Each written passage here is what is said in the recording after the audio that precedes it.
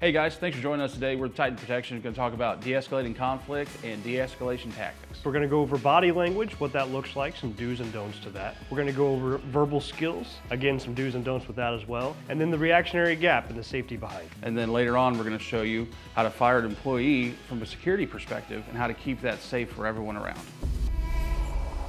All right guys, first thing we're going to cover is that body language piece.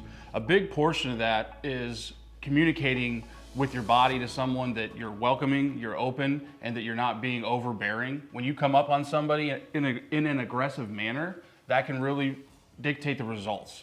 If we're dealing with a subject in the field, in a workplace environment, and we've got our hands crossed or in our pockets, we're not ready and we're not really engaged with that individual. So we want to have our hands out as we're speaking with whatever individual that we're dealing with so that we're prepared and we can help defend ourselves if need be, but also it shows that we're engaged. Piece that he's talking about, hands in your pockets, that's a safety feature. Getting your hands out of your pockets if someone comes up to you in an aggressive manner, you have to be able to defend yourself. So as you want to be welcoming, you also have to think of it tactically that you're going to be able to defend yourself in a situation if that escalates. Having this skill in the security industry is so important, as not everything has to be dealt with hands-on or in a big fight that we go home and tell a story about.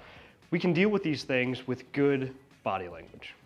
Absolutely. There's a piece of the body language that's tone. When you come in and you're aggressive, people read that from you. People can see that in your body language. You need to be welcoming and be there to help the situation. In our experience, 9 out of 10 times we see better results with just good communication, verbal skills, and just caring about the person that we're dealing with. At the end of the day, we want to get somebody, whether they move along or to the situation that they need to be in. In recapping body language, guys, we want to just make sure that we have good posture, good stance. We're ready to defend ourselves if need be, but we're engaged with who we're dealing with. We don't have our arms crossed or our hands in our pockets, and we're prepared for anything that might happen. So the next thing we're going to talk about is verbals. How you say it, what you say, and the consequences that can come with that.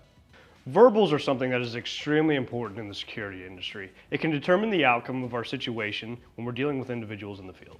And you guys got to remember that verbals aren't just actually what you say, it's how you say it. So when you're dealing with somebody that's having a bad day, you got to take into consideration of how they're going to interpret what you say to them. Have you ever told someone to calm down? Is that usually the best choice? Absolutely not.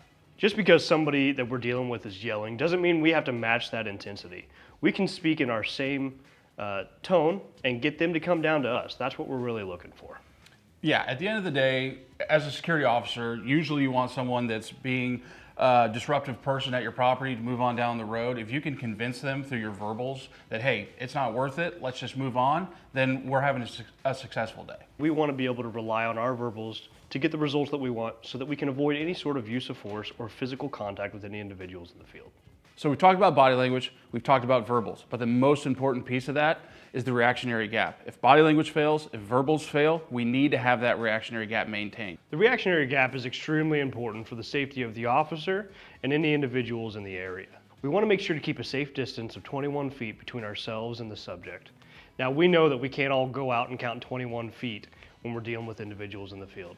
But we want to have a good estimation about what that looks like, and we'll show you here soon. People think just a few feet of distance is okay. It's absolutely not. We're going to show you how quickly that gap can be closed right now. So when we're dealing with this reactionary gap, if I'm the bad guy and an officer comes in here, this is just way too close. I have way too many options as the bad guy here to harm the officer, grab some of his tools or his weapons, and that's really just not what we want to do. We want to have that good, safe space. If our officer is responding to a situation where we already know that there's an individual that may have a weapon of some kind or something of that nature, we're going to have a much larger distance when we arrive on scene. We're not going to just walk straight up to this individual. And we're going to kind of show you why and how quickly that even large gap can be closed by a bad guy.